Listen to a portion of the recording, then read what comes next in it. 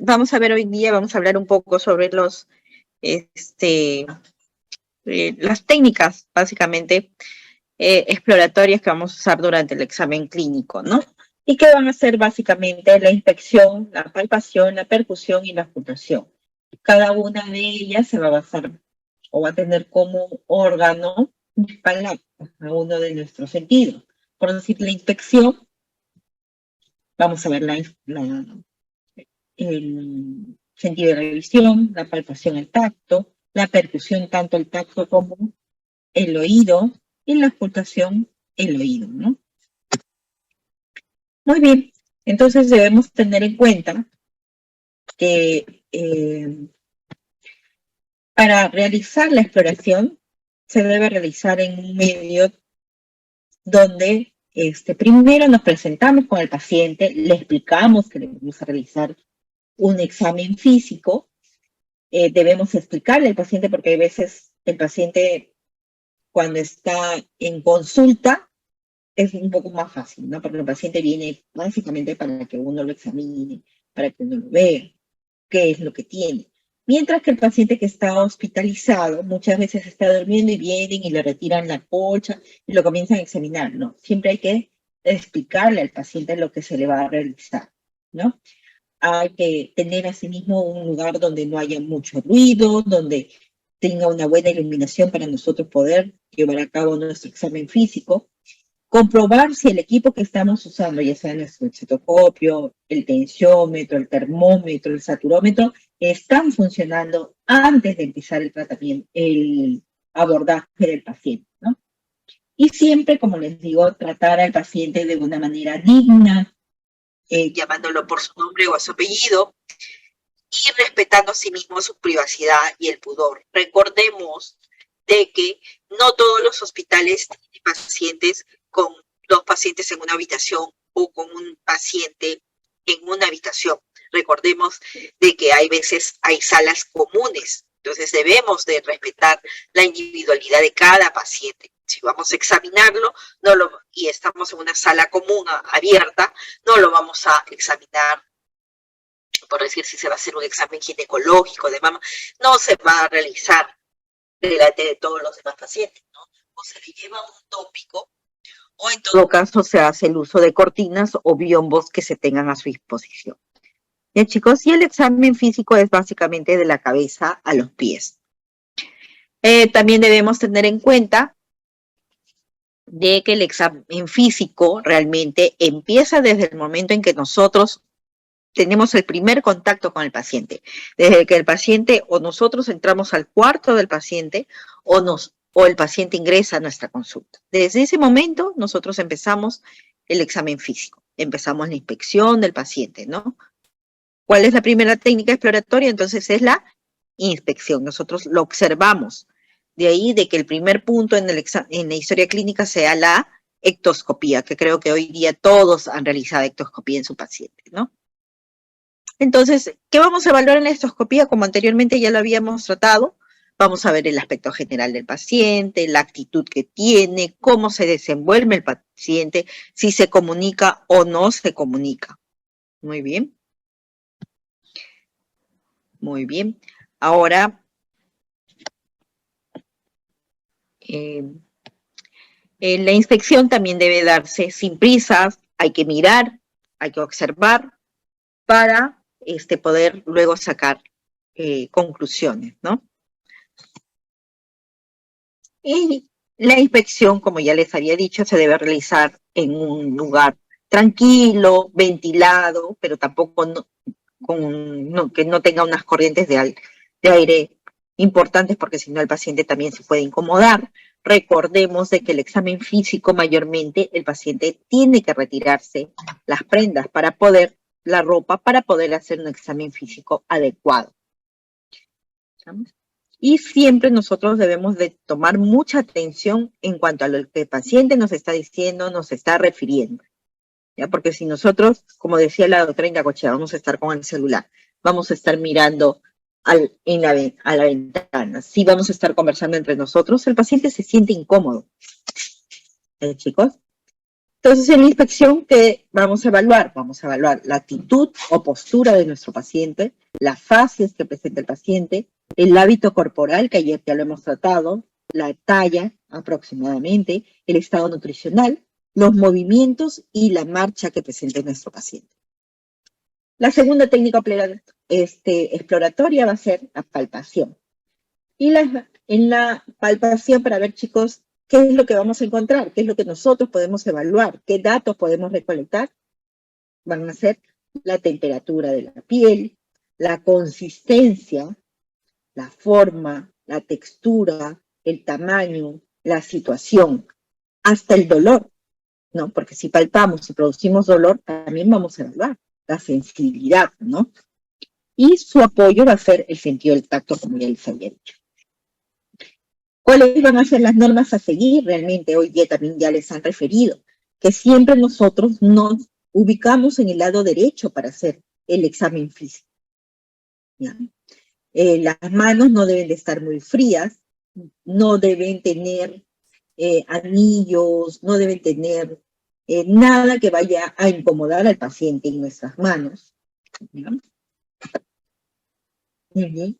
Debe, como ya les digo, debe respetarse el pudor del paciente, ¿no? Para poder examinarlo adecuadamente, porque el paciente también, si ve que ustedes lo cuidan, si respetan su individualidad, el paciente con mucha más facilidad les va a poder dar los datos que ustedes requieran. Hay que explicarle al paciente lo que se le va a realizar y hay que tener mucho cuidado justamente con el paciente que viene con mucho dolor, porque hay veces no, nosotros al hacer el examen podemos producir más dolor. Y el paciente te dice, no, ya no quiero que me examine. Entonces hay que explicarle para que el paciente pueda cooperar con nosotros en el examen. Muy bien. Y cuando el padecimiento, o sea, el dolor, si el paciente viene por dolor, vamos a iniciar palpando la zona que no le duela, porque si no, si tú le inicias palpando la zona que le duele, el paciente se va a incomodar y ya va a falsear los datos. Ahora, ¿cuáles son los tipos de palpación? La unimanual y la bimanual. Y la bimanual puede ser pasiva o puede ser activa. ¿Ya, chicos? Ahora, en la palpación unimanual, ¿qué datos vamos a requerir o cómo va a ser esta palpación? Puede ser superficial o profunda. Y en la bimanual vamos a usar las manos superpuestas, las manos yuxtapuestas y las manos opuestas. Ahora, en la palpación superficial, ¿qué es lo que nos va a permitir o qué datos nos va a permitir recuperar o obtener?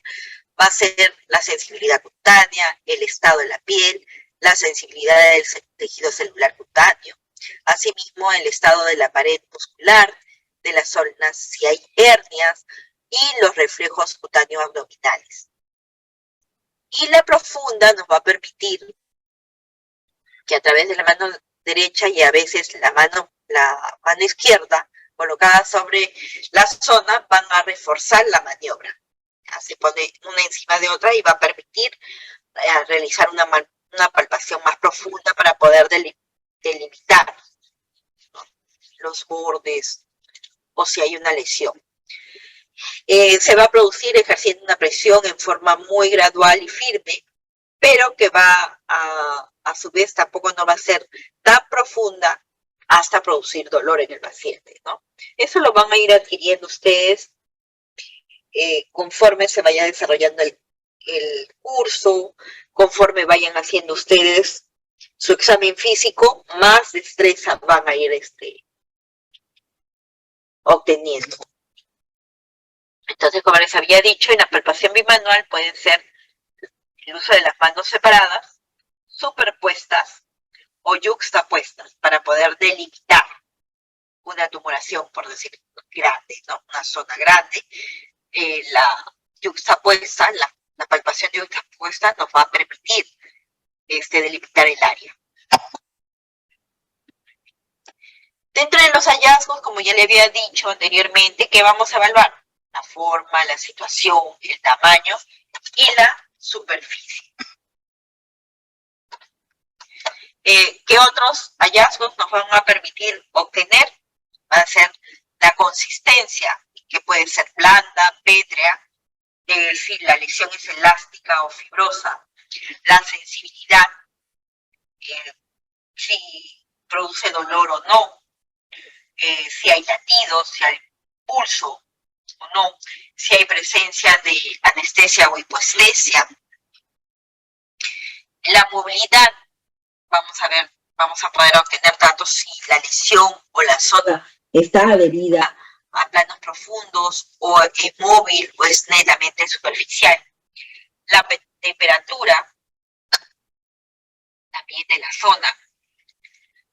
Y acá algunos ejemplos, ¿no?, de la palpación superficial que nos va a permitir, por decir, si hay una masa a nivel del cuello, de la cara anterior, podríamos estar pensando en que hay un problema de tiroides y se podría palpar fácilmente, no es de una manera superficial, no hay que hacer mucha presión. Igual en el abdomen, y la palpación profunda es más que todo a nivel abdominal, que nos va a permitir delimitar los órganos que se encuentran en la cavidad abdominal, delimitar el borde inferior del hígado, delimitar de repente una masa, la presencia de cuerda colónica o no. La tercera técnica exploratoria va a ser la percusión. Y es un método de exploración física que nos va a permitir a nosotros, o se va a producir a través de nosotros, vamos a producir un golpe suave con la mano o con un instrumento en un segmento del cuerpo. Esta percusión lo vamos a ver mucho en lo que es abdomen, en lo que es tórax, en lo que son reflejos osteotendinosos. Vamos a usar mucho esta maniobra. ¿Y qué nos va a permitir a nosotros, o qué datos nos va a permitir obtener la percusión? Entonces, la percusión nos va a permitir apreciar a través del oído fenómenos acústicos que se vayan a producir, ya sea por un órgano o ya sea por una masa o una lesión, que puede estar dando una patología en sí al paciente, ¿no? ¿Cómo se produce la percusión? Se coloca la mano izquierda directamente a la zona a percutir, y con el dedo medio de la mano derecha se realizan pequeños golpecitos en la zona distal de la falange del dedo medio de la mano izquierda, ¿no? Eso es en los diestros, ¿no? Muy bien. Entonces se van a producir diversos ruidos. Dentro de ellos vamos a tener al ruido sonoro, al ruido hipersonoro, al ruido timpánico y al ruido mate, que muchas veces van a ser producidos de una manera no patológica en los diferentes tipos de órganos, ¿no? Por decir, el hígado, un tipo mate; en el pulmón, ¿qué tipo? Un ruido sonoro, ¿no? En cuando hay presencia de gran cantidad de gas o de aire, un ruido timpánico, ¿no? Eso lo vamos a ver, por decir, en los pacientes que están abalonados o que se han distendido y que tienen gran cantidad de meteorismo. Uno percute y va a sentir como un tambor, ¿no? El sonido de un tambor. Ahora, el ruido sonoro mayormente se va a producir, como les decía, al percutir el tórax. El ruido hipersonoro o hiperresonante se va a producir mayormente ya en procesos patológicos, ¿no? En pulmones enfisematosos o cuando ya hay presencia de un neumotórax. El ruido timpánico ya tiene un sonido un poco más alto y, como les decía, se va a producir al percutir la zona donde se haya producido un neumotórax a tensión, o cuando el estómago o la cavidad abdominal, mejor, está llena de gas.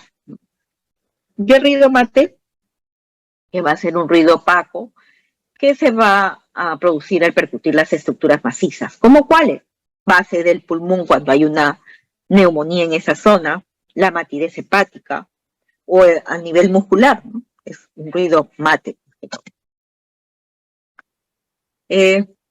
También hay lo que se conoce como sonidos de clara pulmonar, que también es otro tipo de sonido que se produce y se obtiene cuando se percute sobre el tórax debido a la vibración del aire dentro del parénquima pulmonar, ¿no? El timpánico, que es cuando se percute un órgano que tiene aire, ¿no? Y se asemeja mucho al sonido cuando se produce, cuando se toca el tambor, ¿no? El hipersonoro también, cuando hay presencia de gas de una manera patológica, como es el caso del neumotórax, y el sonido mat, ¿no? Como ya les había dicho anteriormente. Y el sonido submate, cuando se percute justamente una zona donde hay un órgano macizo y que puede estar cubierto por aire, ¿no? Mayormente esta submatidez la podemos encontrar justamente en el borde inferior del pulmón, justamente cuando ya empieza la zona hepática. Ahí se produce un sonido submático. Ya les había explicado cómo se produce la percusión, ¿no? Entonces tenemos el dedo plexímetro y el dedo flexor, que va a ser el que realmente va a producir la percusión en sí. Y es a nivel de la falange distal, ¿no? Poco a poco vamos a ir practicando estas técnicas para que ustedes las vayan aprendiendo, ¿no? Entonces van a haber diversos tipos de, o mejor dicho, objetivos para realizar la percusión, ¿no? Una percusión comparativa, cuando percutimos el emitórax derecho y el emitórax izquierdo para poder determinar si en algún momento hay un cambio de sonido, ¿no? Una percusión delimitante o una percusión topográfica, ¿no? Hay formas de percutir, hay una percusión indirecta y una percusión directa.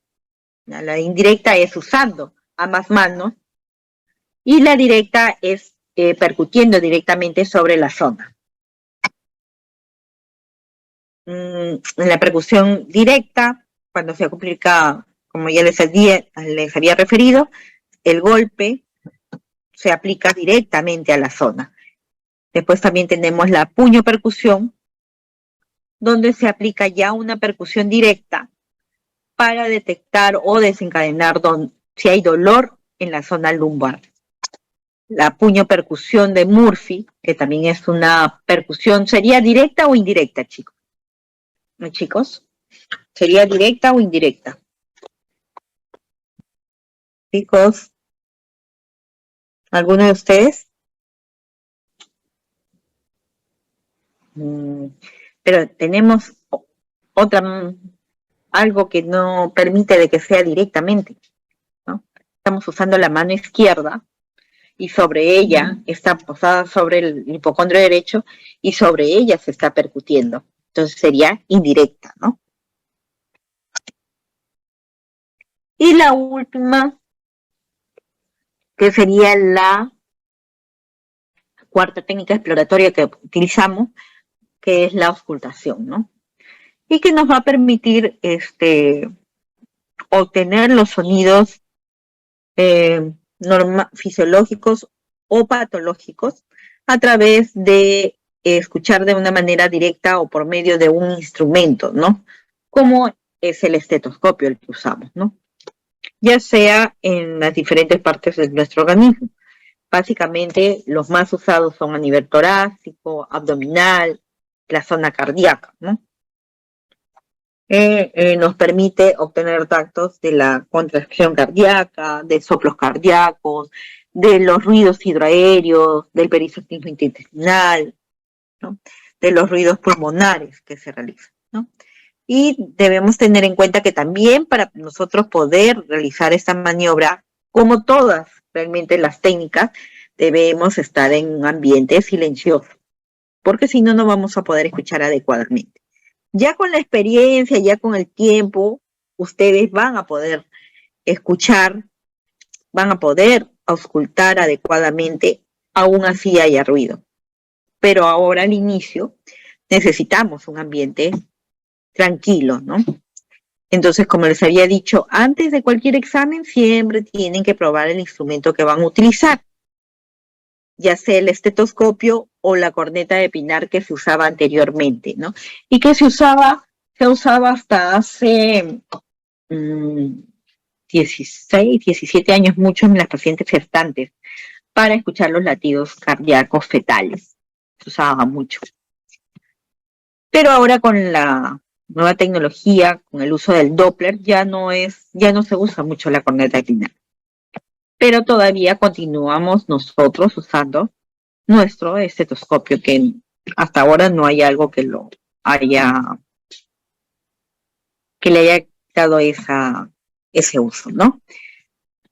Además, la zona que vamos a ocultar debe de estar totalmente descubierta para que no haya interferencia o equivocación de los sonidos o distorsión de los mismos. Entonces, la ocultación mediata que se utilizaba anteriormente en las primeras épocas de la medicina consistía en aplicar directamente la oreja del médico sobre la pared corporal que se iba a examinar, ¿no? Pero ya no se utiliza mucho. ¿En quiénes utilizamos eso? Esta ocultación mediata, que todavía la podemos usar, pero mayormente ya como médicos per se ya no lo usamos mucho. Pero en quienes nosotros sí lo observamos. ¿Alguna idea, chicos? ¿Chicos? ¿Chicos? ¿Chicas? ¿Cómo? Por decir, ¿no? Por decir, las mamás o los padres cuando abrazan a sus bebés, suelen escuchar sus latidos cardíacos. No sé si han observado ustedes. Entonces, eso es una auscultación mediata. Después, la auscultación mediante la trompa, que consistía en emplear el tubo rígido en forma de una trompetita, ¿no? De una cornetita. Eso se usaba mucho, como les digo, en las zonas rurales, cuando ustedes vayan a su cerú, todavía se usa, pero en zonas rurales. Pero en las zonas ya de centros de salud, ya más que todo se usa el ecodoppler. Y la auscultación mediante el estetoscopio que ustedes ven es lo que usamos actualmente nosotros. Ahora, ¿qué nos va a permitir, qué datos nos permite obtener o qué datos obtenemos a través de la auscultación?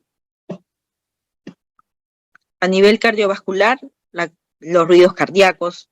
A nivel pulmonar o en tórax, cuando examinamos tórax o ajustamos tórax, nos va a permitir determinar la entrada o salida del aire, que nos va a dar los tiempos respiratorios, ¿no? La inspiración y la expiración.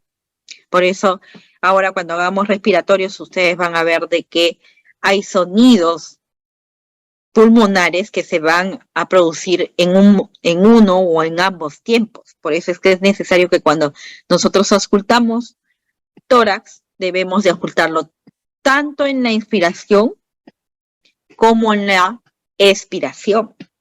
¿Ya, chicos? No es que, ya, pongo mi campana sobre el tórax y ya, el paciente inspira y ya, y cambio a otra zona. No, tienen que escuchar en ambos tiempos para que puedan determinar la presencia o ausencia de ruidos pulmonares patológicos. ¿Ya? Asimismo, ¿qué nos va a permitir a nivel abdominal? Obtener los ruidos hidroaéreos, si hay o no hay presencia del tránsito intestinal normal o gastrointestinal normal. Porque si yo no escucho ningún ruido en más de un minuto, yo digo, no, está alterado. hay una patología, ¿no? En otros casos, cuando puede haber alteraciones a nivel articular, podemos también escuchar soplos a nivel de tiroides, o hay tiroides muy irrigadas, hay bóceos que están muy irrigados y tienen un soplo. ¿Ya, chicos? Muy bien. Eso es en cuanto a lo que quería hablarles hoy día sobre el examen clínico. Todo es claro porque en realidad todo, como ya les he dicho y como les he repetido en la práctica, introducción a la clínica, más que teoría, es 100% práctica. Ya, es 100% práctica. Por eso es que todos los días ustedes tienen que historiar, todos los días tienen que examinar. Lleguen a sus casas hoy día y lo que se les ha hablado en la práctica, en la teoría, tienen que ustedes realizarlo en su casa con sus familiares. La ectoscopía. El historiar también, el hacer la anamnesis, practiquen. Todos los días tienen que hacerlo. Miren que ustedes ahora tienen la gran oportunidad de ir a una clase presencial. A comparación, ustedes conversen con sus colegas de los últimos 4 ciclos anteriores, no han tenido esta oportunidad. Aprovechen, chicos. La práctica en medicina es esencial, es primordial. ¿Ya, chicos? Muy bien. Gracias, chicos. Entonces, hoy día les paso las diapositivas. Dentro de un ratito se las paso a su colega, ya la delegada. Las de hoy y las de ayer. Gracias. Hasta luego.